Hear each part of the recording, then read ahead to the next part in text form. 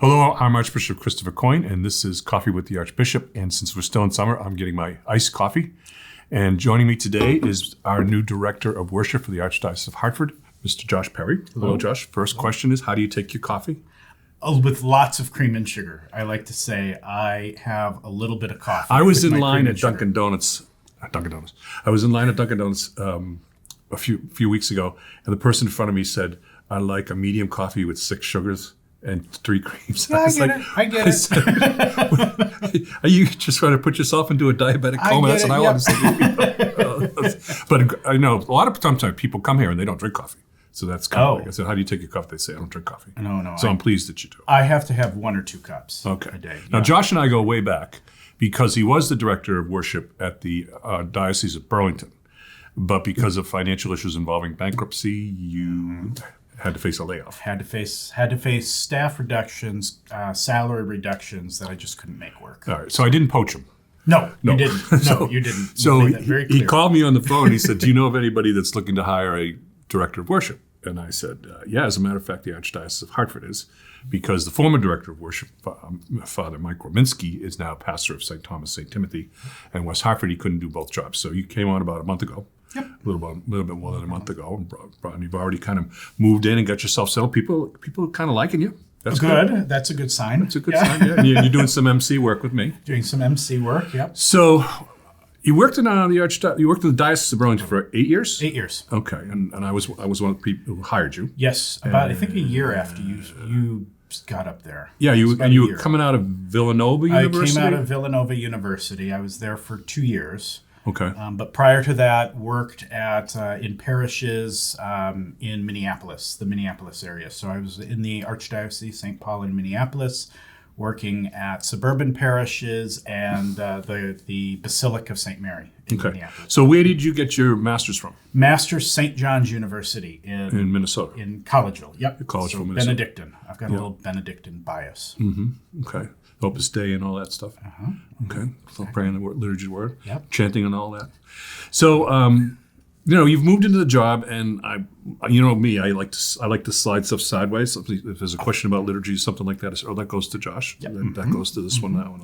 So I've already started to slide stuff sideways to you. Yes. So, for our viewers, what does the director of worship job entail? So basically, I am an advisor to the Archbishop and to parishes and staff and pastors. So I will advise you if you've got questions or have ideas you want to bounce off and brainstorm. We'll do that together. But otherwise, I'm basically a resource for parishes. So I'll go out to parishes and offer Eucharistic ministry training, offer lector training, altar server training, do workshops for religious education programs, anything related to liturgy and prayer, and that's kind of been the best part of my job. We started that in Burlington together, and in a lot of places, in a lot of dioceses, I find that offices of worship are kind of insular. They work inside the chancery. The people, they coordinate liturgies, large liturgies for their bishops and whatnot. I do all that. I'll do that as well. But I'm really looking forward to being a resource to parishes and going out and doing workshops and presentations and advising. Some of the work I did in Burlington was working with liturgy committees. What is a liturgy committee at a parish? How do you form one? What are they supposed to be doing? How do they relate to the parish council and whatnot? Mm-hmm. So just advising parishes. I'll also hear, and I've been doing this already, here is doing some consultation work with parish worship space renovations, or if there are new churches being built or renovated or restored. I kind of work with your office and facilities to kind of, I'm part of that team. Yeah, the new strict rules that I've implemented, more they were there before, but we're really enforcing them, is that nobody is to touch a worship space with any significant. You can move chairs around, but anything that involves a purchase, paint, contracting, anything has to go through you first, Right. and then get approval from me, Right. so as to prevent some of the sad renovations that you sometimes Some of the see in scary- different churches, not necessarily in the Archdiocese of Hartford, but other places. Right. Scary renovation. Yeah, and you go, okay, how did that happen? Yeah. Everything in liturgy is tied together, as you know. Everything, how the altar is related to the ambo or the pulpit, to the placement of the tabernacle, which is a very contentious issue in some places, but all of that's related. So by passing it through my office, I kind of make sure all those T's are crossed and those I's are dotted to make sure everything is kind of in sync and working together. Okay, so you've already got some significant workshops planned for the fall. How many do you have? 14 workshops. So 7 workshops in September for Eucharistic ministers and 7 workshops in October for lectors. Okay. Now, when I was the director of worship for the Archdiocese of Boston before I became a pastor and then later on became bishop, and also I taught liturgy at the seminary, liturgy and preaching, one of the things that was often a moment of struggle, well, not a moment of struggle, but it was something that you had to kind of deal with, was when I would offer workshops for lectors or workshop for Eucharistic ministers, you had to talk in broad strokes. Right. Because people would say, well, in my parish, this is how we do this. And you'd say, well, I can't talk to your parish specifically. Right. Unless your pastor invites me to come and speak to all your lectors and do all that. Because they have different ways. Some people sit in the front row and they come up to read. Some people sit in the sanctuary, they come up to read. Some people, it's very different. The same with Eucharistic ministers. Right. When do you come up? When do you not come up? All these different things. Do you wear an alb? Do you want? Yep. So it's just the real foundational stuff. Right? Yeah, foundational, kind of the 30,000-foot view of each ministry. So how I often start with these formation workshops is a lot of it is spiritual theological foundations. Mm-hmm. Why is these ministries, Eucharistic ministry, lector ministry, why are they different from other volunteer opportunities at the parish? How is liturgy liturgy is the source and summit of a parish community's life. How does your ministry relate to that?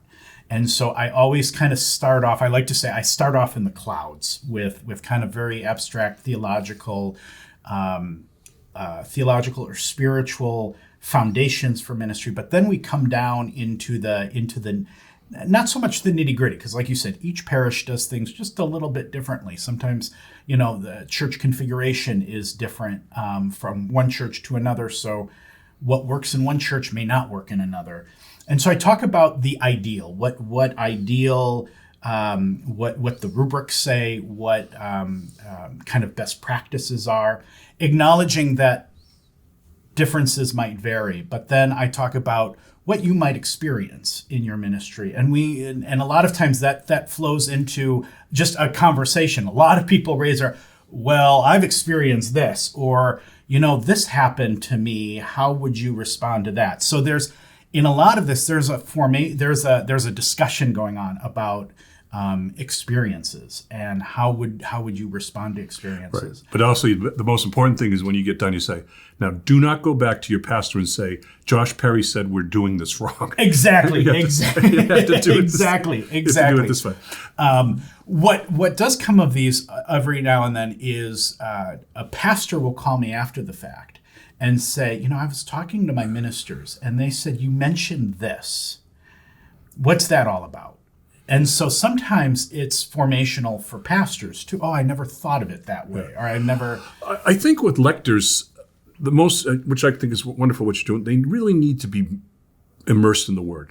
In other words, that it's not just you just step up and just start reading at church or in the Mass or whatever. That during the course of their week, they should be praying the Word of God. And also becoming very much aware of the different genres of the books of the Bible.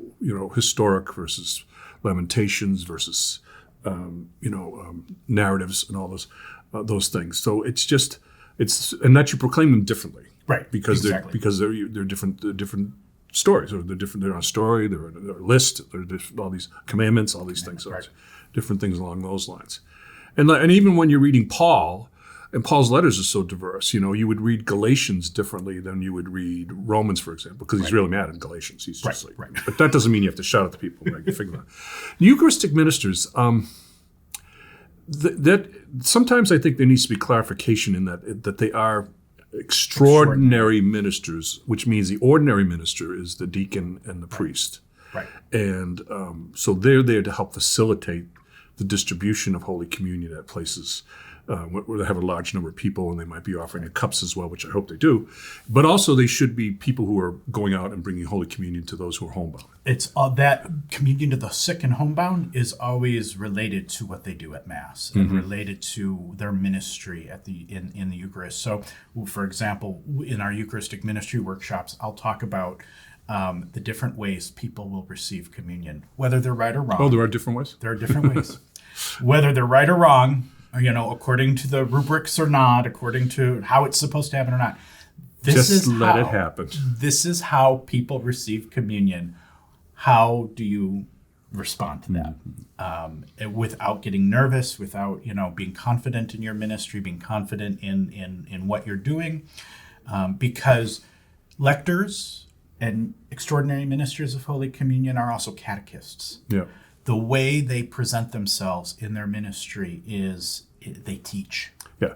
So, we're running out of time, but the way I always say, unless it's really out of bounds, when someone comes up to communion, just if they want to take it or they want to put it in their hand, they want it in the mouth, just let it happen. Let it happen. That's not the place to do policing. But we go through all that so that when they say, oh, okay, I do remember that. All right. Well, there's a lot. Obviously, there's more that we could talk about, but I want to thank you for coming in today. You're welcome. Thank you. And I'm Archbishop Christopher Coyne, and you've been watching Coffee with the Archbishop. God bless.